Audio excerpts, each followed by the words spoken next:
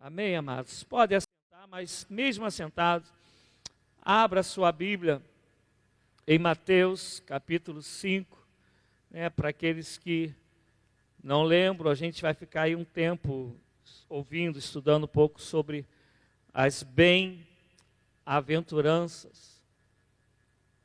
Na semana passada, eu falei sobre bem-aventurados, os pitocói, os pobres em espírito, e algumas traduções falam os humildes de espírito, porque na verdade a raiz dessa palavra é a mesma raiz da palavra humus, e aquele pessoal que é aí da plantação, sabe que o humus é aquilo que propicia a terra para um bom plantio, isto é o coração de alguém que está sempre aberto para receber de Deus, que reconhece que sem Deus nós não somos nada, que somos totalmente dependentes dEle. E quem não reconhece isso, precisa se converter. E falamos sobre isso durante um bom tempo, na quinta-feira da semana passada. E hoje, a bem-aventuranças, que vem da palavra macrokai, e que significa isso, muito felizes, macro, algo que é grande. Então, muitos felizes, e vai dizer aí no versículo 4, bem-aventurados, muito felizes, os que choram, pois serão consolados. Vamos todos juntos? 1, 2, 3.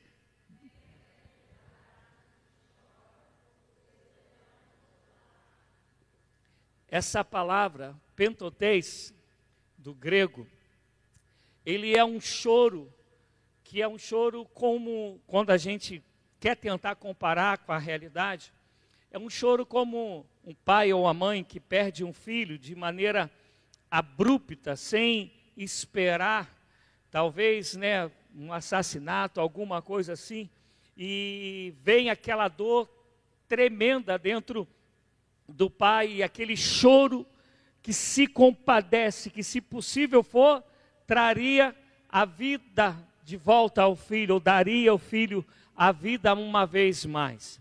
É o máximo que a gente consegue pegar esse versículo e poder dizer que, olha, é parecido, é semelhante a esta dor, esse choro que aqui vem falando. Só que normalmente, eu e você, sem Cristo, e às vezes até com Cristo, nós olhamos para a vida e temos uma noção diferente de felicidade. Para muita gente, feliz, diz assim, eu vou ser feliz quando eu tiver o meu emprego. Eu vou ser feliz quando eu tiver a minha casa. Eu vou ser feliz quando eu me casar. Eu vou ser feliz quando eu tiver o meu filho. E alguns sociólogos e alguns psicólogos, eles afirmam, os mais conservadores, que quase toda a humanidade, ela se baseia que para ela felicidade significa em conquista, significa em alcançar algo muito almejado. Todavia, eles vão dizer ainda que nós baseamos ou esperamos que a nossa felicidade esteja em algo que nós chamamos de absoluto, para depois de um tempo nós olharmos para isso e ver que isso era supérfluo, ou então que o absoluto ele perdeu o seu valor porque nós não encontramos a felicidade de fato nisso. Outros vão achar que felicidade tem a ver com a noitada, com a balada. Hoje eu estava lendo o testemunho, não sei, acho que eu falei isso aqui, não sei se todos ouviram, eu era sargento da Polícia Militar no Rio de Janeiro, e aí eu estava lendo o testemunho de não chega a ser um amigo, mas de alguém conhecido, que ele hoje é sargento, e ele pegou as fotos antigas dele, e botou, mostrando, olha, hoje eu me deparei com quem eu era. E aí ele coloca postagens dele antes da conversão, onde ele diria assim, como dar o dinheiro para o dízimo, se eu posso gastar assim? Aí ele cheio de bebidas na mão. Para que estar na igreja se eu posso estar numa balada? E aí ele foi mostrando tudo isso que ele postou antes da conversão. E aí ele, depois no finalzinho, ele vai falar: o interessante é que depois que eu encontrei a Cristo, eu vejo quão louco eu era e que eu estava correndo atrás daquilo que nunca preencheu o vazio dentro de mim. E hoje eu sei que eu sou feliz sem ter nada disso. E o interessante é que ele publicou isso e ele não sabia que hoje eu estaria pregando sobre isso. Quer dizer, eu li por um acaso. Mas para a gente compreender um pouco que todas as vezes que nós focamos em algo, que a gente tem aquilo como a base, o absoluto para a nossa felicidade, passa-se um tempo, a gente vê que aquilo não nos deixou felizes. Aquilo no máximo nos deixou com contentamento. Qual a diferença entre o contentamento e a felicidade? O contentamento, ele é aquilo que acontece, aquele ato, aquela emoção, aquela sensação de realização no momento que você alcança o que você queria, no momento que você conquista o que você queria. Eu não sei quantos aqui já passaram por isso, mas passou para o vestibular. Agora nem mais vestibular, né? Agora é Enem, né? Não é isso? Tanto tempo que eu estudei. Me ajuda aí, gente. Tem os dois, Enem e vestibular, ainda tem, né? E aí tu passas lá para a faculdade. Aí solta fogos, pinta, faz um monte de coisa. Daqui a pouco, no segundo período, fala: eu vou abandonar. Quero mais. Alguém já viveu isso? Ou conhece alguém que viveu isso? Não quero mais não. Eu vou abandonar. Mas naquele momento da aprovação, que saiu o resultado, a pessoa, ela chegou a ter um êxtase por causa do contentamento. Por isso que quando a gente vai olhar isso, vai ler as bem-aventuranças com os olhos naturais, com o pensamento natural, bem-aventurança é a coisa mais louca do mundo. Olha o versículo que a gente leu. Felizes, muito felizes são os que choram. Como pode ser feliz se está chorando? Eu sei que a gente pode falar, mas tem felicidade de alegria. Mas normalmente, tem choro de alegria. Mas normalmente nós choramos porque estamos tristes, frustrados, decepcionados, passando por uma luta muito grande. Normalmente é assim, mas aí vem Jesus e vai dizer: olha, felizes, muito felizes são os que choram. Quando a gente vai ler um escritor do século XVIII, Ben Achor, ele diz o seguinte sobre o Sermão do Monte, mais literalmente sobre as bem-aventuranças. Ele diz que querer viver o Sermão do Monte é uma anarquia. É o homem querendo realizar aquilo que é impossível, mas para que ele tenha algum contentamento nele. Friedrich Nietzsche vai dizer o seguinte, que o Sermão da Montanha é uma violação ao próprio homem. É o homem que tem uma parte que quer ser Deus, e porque tem essa parte que quer ser Deus, ele luta contra aquilo que difere dele, mas que ele nunca vai chegar até nunca vai viver a plenitude, nunca vai chegar à plenitude de viver o Sermão do Monte.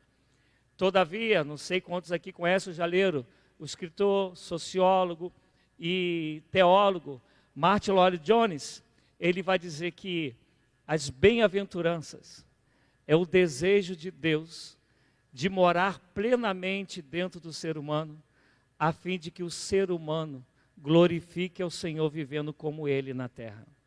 Deu para entender, gente? Deu ou eu compliquei?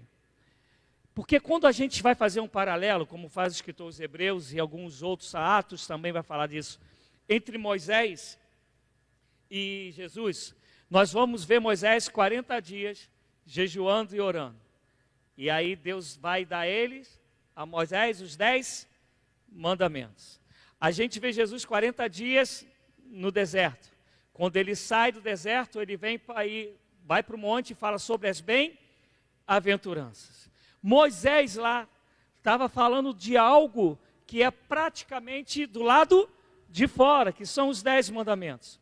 Quando vem Jesus, que é superior infinitamente a Moisés, ele vai falar algo que não tem a ver do lado de fora, tem a ver com o lado de dentro, que é de dentro para fora. Por isso que Jesus diz que o reino de Deus é como uma semente que cai numa terra, que ela vai morrer, a gente não está vendo nada, vai criar as raízes, daqui a pouco ela aparece. Ele vai dizer ainda que é semelhante a um fermento, né? A gente não vê o fermento depois que põe numa massa, para pão, para bolo, mas sabe como esse fermento ele vai influenciar no crescimento da massa, daquilo que você está fazendo.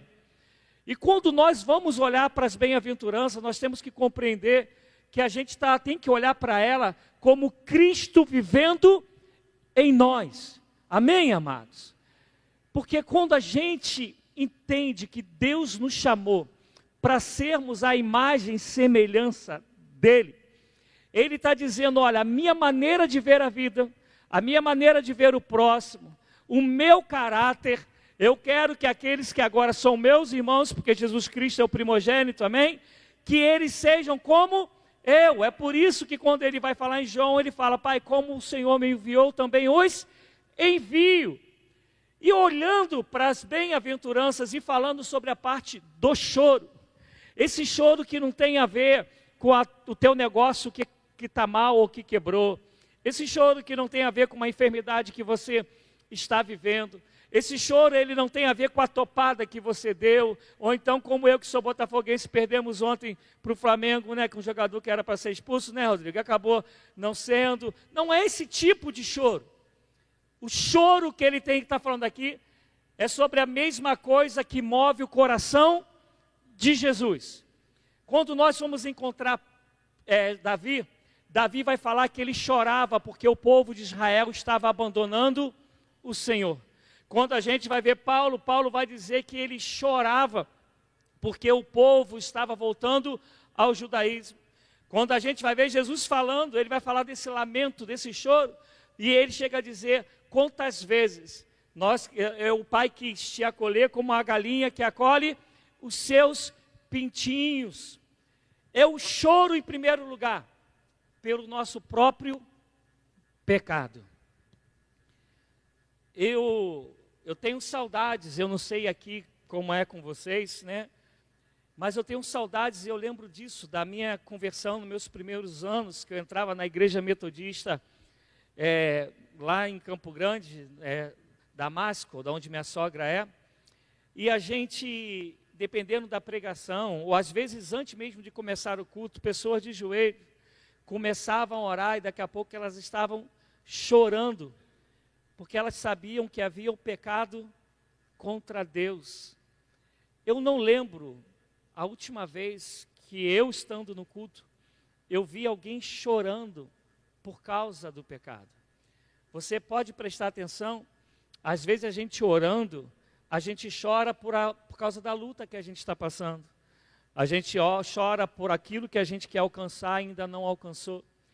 Mas hoje tem sido raro a consciência do pecado em nós, que faz nos levar ao choro de arrependimento, ao choro de saber que a gente está pecando contra aquele que nos amou ontem, nos ama hoje e nos amará eternamente. Os nossos pecados cravaram Jesus na cruz. O nosso Salvador foi para a cruz por causa dos nossos pecados, os meus e dos seus. E Ele fez isso para nos perdoar e para nos libertar. E hoje o pecado não dói mais em nós, a ponto de nos levar às lágrimas. Vai dizer Davi no Salmo 51, um coração aquebrantado e contrito não desprezarás, ó Deus. O que é um coração quebrantado e contrito?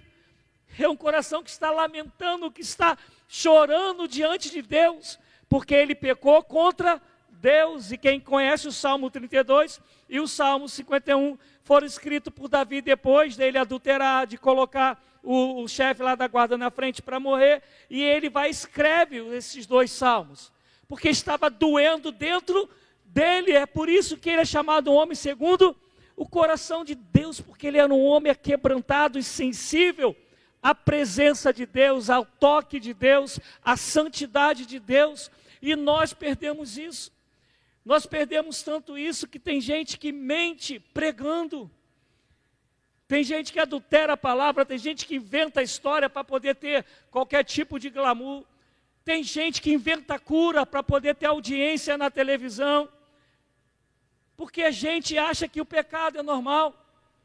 Louvado seja Deus que não acontece mais o que aconteceu com Uza, que foi colocar a mão na arca quando não era para colocar, porque ele não tinha sido chamado para isso, e morreu no ato. Ou então com Ananias e Safira, porque quando a gente vai para o Velho Testamento, a gente fala, mas isso era o Velho Testamento, não era a época da graça. Mas quando a gente vai para Ananias e Safira, já é Novo Testamento, capítulo 5 de Atos, o Espírito já tinha sido derramado, já tinha havido conversão de mais de 3.000, já tinha havido cura em frente à igreja formosa, e eles vão e mentem ao Espírito, e a Bíblia fala que um morreu, depois o segundo morreu também, porque a gente não entende que o pecado nos separa de Deus, como está escrito em Isaías 59. Preste atenção, amados, quando o pecado ele entra em nossas vidas, através de Adão e Eva, a gente vai lembrar que o pecado ele entrou, primeiro, porque a mulher já vai dizer que ela era agradável aos olhos, e aí parecia ser boa para comer, mas vem o adversário e deturpa o que Deus havia dito, e quando eles pecam, eles são expulsos da presença de Deus, eles são expulsos do jardim do Éden, eles são expulsos do lugar onde Deus vinha para falar com ele, todo final do dia para falar com os dois. Mas Deus nos amando e amando até o fim, trouxe Jesus para que de novo nós possamos ter comunhão com Ele. E só há comunhão com Ele quando nós passarmos a dizer que eu sou inimigo, nós somos inimigo do pecado, que nós temos que repudiar o pecado. Sabe por quê, amados? Hoje é muito fácil a gente encher a igreja, como alguns aí fazem. É só pregar o que os outros querem ouvir. Botar um pessoal aqui que canta bacana, um instrumento de som, show de bola. Botar um jogo de luz, aquele negócio bacana que vai para lá, vem para cá. E começar a dar uns gritos e falar umas coisas bacanas.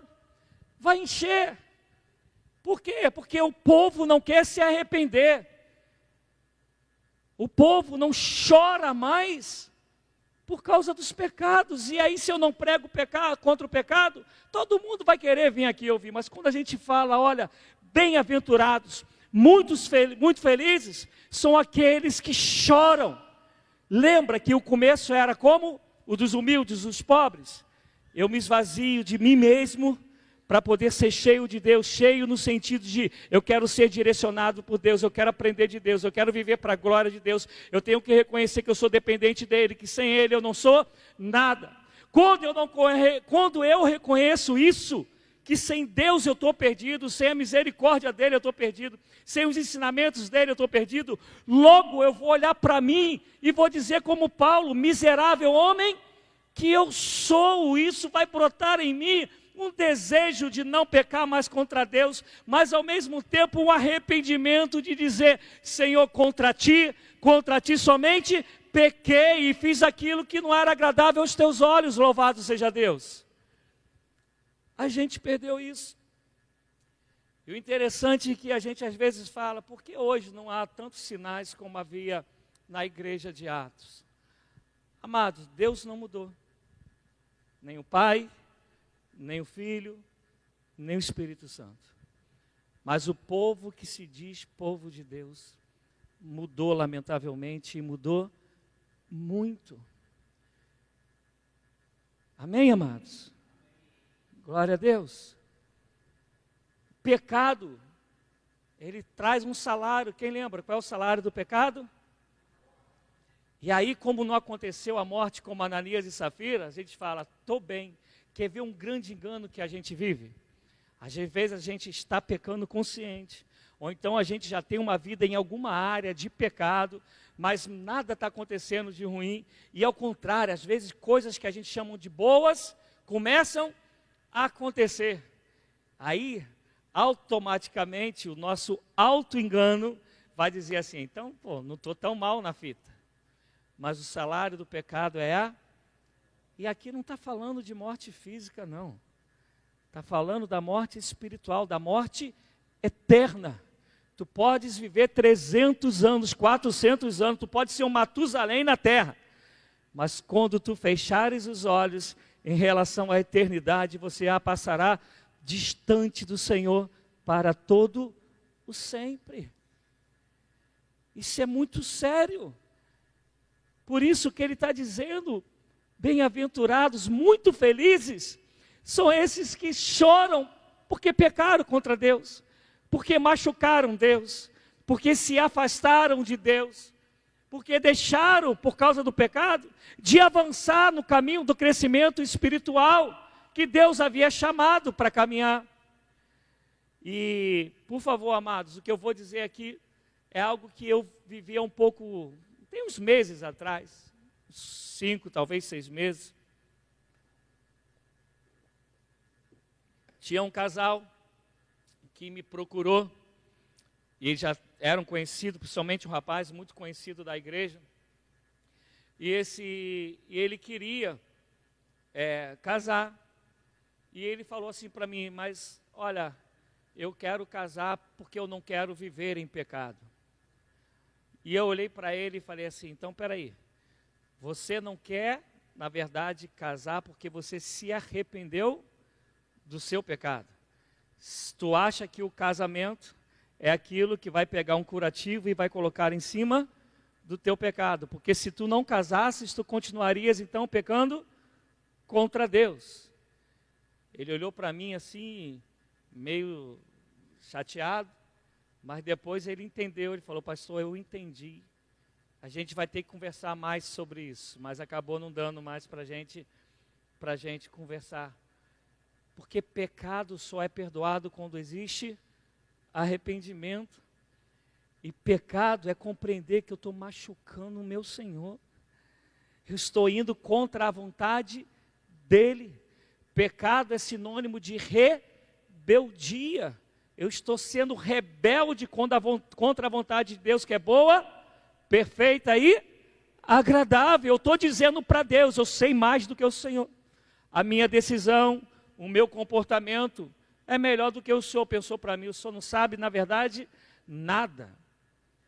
O outro lado desses que choram, que é o que o texto ele quer dizer, é chorar pela vida de pecado dos outros. Lembra as passagens que eu falei aqui, né? Deu exemplo de Paulo, deu o exemplo do próprio Jesus, deu o exemplo de Jeremias, meu Deus, é chamado profeta chorão, né?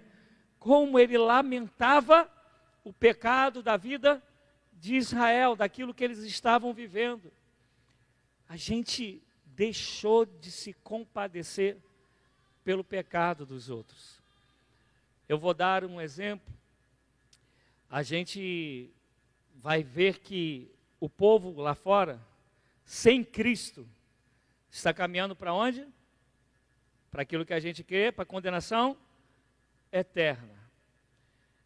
E você já reparou que a gente quase passa por eles como se a vida fosse só aquilo ali, que eles querem ir para o inferno, eles vão mesmo?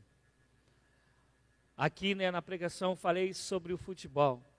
Mas quando a gente para em algum lugar da rua, a gente fala sobre a série, a gente fala sobre o futebol, sobre os filhos, a gente vai falar que o café está caro pra caramba beça, né? A gente vai falar sobre um monte de coisa. E muitas das vezes a gente não olha para aquela pessoa com compaixão, com choro da alma. Obrigado, amada. Porque a gente está vendo que Jesus Cristo morreu na cruz por aquela pessoa. E ela não está entendendo isso, mas a gente também não se compadeceu a ponto de dizer isso para ela. Na Coreia do Norte, não se pode ser cristão. Porque ou você vai preso, ou você morre. Alguém aqui conhece Portas Abertas? Um movimento missionário antigo demais, um dos que mais trabalham com missões. E aí, né, eu tenho, assim, estou tentando achar a palavra. Eu tenho através da missão, eu sempre sei do que eles estão passando, vivendo, tenho um contato até com alguns deles. E aí eu recebi deles, eles dizendo que acontecia algo inusitado na Coreia do Norte. Um rapaz, o marido, já assim inquieto, porque era cristão e não contava para a esposa, com medo, né, de qualquer retaliação até na vida dela. E ele, quando abriu a boca para contar para ela, ela falou que ela também já tinha uns anos que ela era cristã.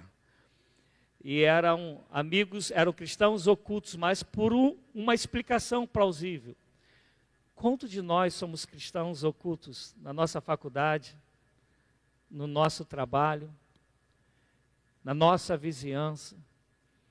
Porque a gente não chora mais pelo pecado dos outros. A gente não se compadece, às vezes a gente vê alguém numa vida de pecado, se for algo que faz muito barulho ou algo do gênero. O que a gente faz? Reclama, não é? O que a gente tinha que fazer? Senhor, tenha misericórdia deles, Pai. Olha o caminho que eles estão trilhando, Senhor, muda a história deles. Tenha compaixão deles, Pai, porque se eles partirem agora, aquilo que o Senhor fez na cruz por amor a eles não vai se cumprir. A gente perdeu isso. A gente não consegue mais compreender que Deus não criou o homem para o pecado, Deus criou o homem para santidade, uma vida de comunhão com Ele. E quando a gente olha para o outro que não conhece a Cristo, que se lançou numa vida de pecado, isso tinha que causar dor dentro da gente. Eu não sei aqui, mas lá no Rio a sociedade passou a viver algo que me incomoda até hoje. E lá no Rio ainda eu preguei e dei estudo algumas vezes falando sobre isso. Eu lembro, aqui lá estando em Presidente Kennedy, eu até comentei, não sei, lembro se foi o Rodrigo, a gente ia fazer um trabalho para entregar roupas de frio e alimentação para moradores em situação de rua, em julho, se eu não me engano, foi julho, né? Gente, como a gente teve que andar para encontrar morador de rua. Era um pouquinho aqui, aí a gente andava, encontrava um pouquinho em outro lugar. Lá no Rio, você deu 10 passos, você já encontra um bocado. Mas eu lembro de uma época que você passava por eles e tinha compaixão deles, doía. Aí passou um tempo, as pessoas passaram quando passar pelo morador de rua, passar mais afastado. E agora estão vivendo um tempo que a gente vê alguém assim, ir lá e reclama porque essa pessoa está na rua. Não causa mais em nós choro, não causa mais em nós dores, lamentos, pela situação que essas vidas estão vivendo. Por isso que no começo eu falei que a gente olhar humanamente, socialmente, a gente vai olhar para as bem-aventuranças, a gente vai falar, poxa, isso é loucura. Mas aqui a gente não está falando de coisas naturais, a gente está falando de coisas espirituais. E o Deus que nos ensinou isso, que deixou isso para nós, é Ele que nos transforma, é Ele que nos liberta, é Ele que nos capacita. Só que o desejo de viver isso, de ser assim, esse desejo tem que ser meu. Esse desejo tem que ser seu. Quantas vezes você, não precisa levantar a mão não, tá? Mas quantas vezes você orou e falou, Senhor, eu quero viver as bem-aventuranças? Quantas vezes nós oramos, Senhor, eu quero ser de fato aquilo que está lá em Gálatas 5:22, eu quero ter o fruto completo do Espírito Santo na minha vida. Quantas vezes nós oramos por isso? Não faz parte da nossa agenda de oração. Nos faz parte do nosso projeto de vida. Por isso a gente tem dificuldade de realmente ser muito feliz. Mas aí é uma recompensa. Ele fala, muito feliz os que choram, porque serão consolados. E esse consolo não é do irmão, nosso amigo, do pai, da mãe. Esse consolo que ele está falando é do próprio Deus. É o próprio Deus que vai nos consolar. Quando a gente vai para Apocalipse, vai dizer que todas as nossas lágrimas serão enxugadas, não haverá mais choro, não haverá mais morte, Porque esse meu Deus e o teu Deus, quando nós vivemos com os mesmos sentimentos dele, os mesmos padrões de vida dele, e falando da bem-aventurança, chorando pelas mesmas causas que ele chora, amados, ele vai nos consolar, porque ele sabe quem nós somos nele, e que estamos vivendo segundo a vontade dele, para a glória dele. Amém, amados? Eu me fiz entender? Me fiz, gente? É que ficou um silêncio tão grande que eu fiquei na dúvida, né, se eu me fiz entender. Mas eu quero te dizer que quando a lei foi dada a Moisés, até a vinda de Cristo Jesus, todo o povo, viveu buscando viver os 10 mandamentos. Quando Jesus vem e nos conta as bem-aventuranças, Ele quer que nós a vivamos para a eternidade, até aquele grande dia. Amém, amados?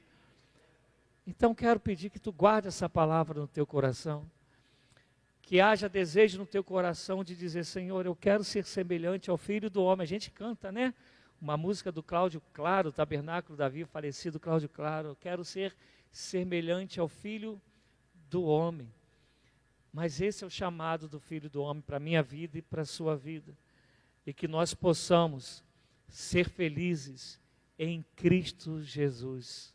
Amém.